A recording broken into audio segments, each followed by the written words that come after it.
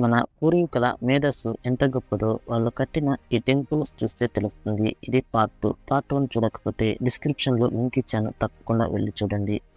The బాన్ స్తంభ్ ఇది గుజరాత్లోని సోమనాథ్ టెంపుల్లో ఉంది. భారతదేశ పశ్చిమ తీరంలో ఆ సోమనాథ్ ఆలయం ఆధ్యాత్మిక ప్రాముఖ్యత అండ్ అద్భుతమైన నిర్మాణ శైలికి చిహ్నం. శివుడికి అంకితం చేయబడిన 12 జ్యోతిర్లింగ ఆలయాలలో ఇది మొదటిది. ఈ ఆలయానికి దక్షిణం వైపున సముద్రాన్ని చెక్కుతూ బాన్ స్తంభ్ అనే స్తంభం ఉంది. ఈ స్తంభం పైభాగంలో సముద్రం వైపు చూపే బాణం నిర్మించబడింది, అంటే యారో సింబల్ ఉంది. ఈ స్తంభం ఉనికి గురించి 6వ శతాబ్దానికి చెందిన కొన్ని పురాతన పుస్తకాల్లో ప్రస్తావించబడింది. ఈ స్తంభంపై సంస్కృతంలో అసముద్రాంత్ దక్షిణ పర్యాంత్ అభిదత జ్యోతిమార్గ్ అని చెక్కబడిన ఒక శాసనం ఉంది. దీని అర్థం సముద్రంలోని ఈ స్థానం నుండి దక్షిణ ధ్రువం వరకు భూమిపై ఎటువంటి భూభాగం లేదు అని అర్థం.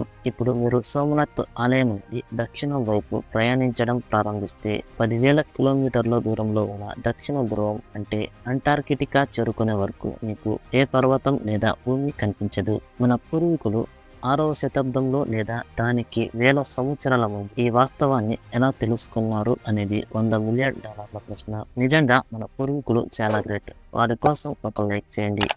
విద్యాశంకర టెంపుల్ ఈ ఆలయం కర్ణాటకలోని శృంగేరిలో ఉంది. విద్యాశంకర ఆలయాన్ని విజయనగర సామ్రాజ్యాన్ని స్థాపించిన అన్నదమ్ములు హరిహర అండ్ బుక్క 1357-58లో పోప్ విద్యాశంకరుడి జ్ఞాపకార్థంగా నిర్మించారు. ప్రధాన ఆలయ హాలులో 12 రాశి చక్రాల కోసం నియమించబడిన 12 స్తంభాలు.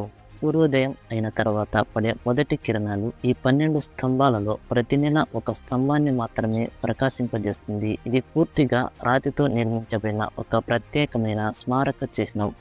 మొధేరా సన్ టెంపుల్ ఇది గుజరాత్ రాష్ట్రంలోని మొధేరా ప్రాంతంలో పుష్పా నది ఒడ్డున ఉంది. మొధేరా సూర్య దేవాలయం 1026-27 ఈసీలో చౌలుక్య వంశానికి చెందిన భీముడి పాలనలో నిర్మించబడింది. ఇక్కడ గర్భగృహం లోపల ఉన్న దేవతపై సూర్యకిరణాలు సరిగ్గా పడతాయి. ఇంకా ఎవరైనా వీడియోని లైక్ చేయకుంటే తప్పకుండా లైక్ చేయండి. చేశారు కదా, థ్యాంక్ యూ.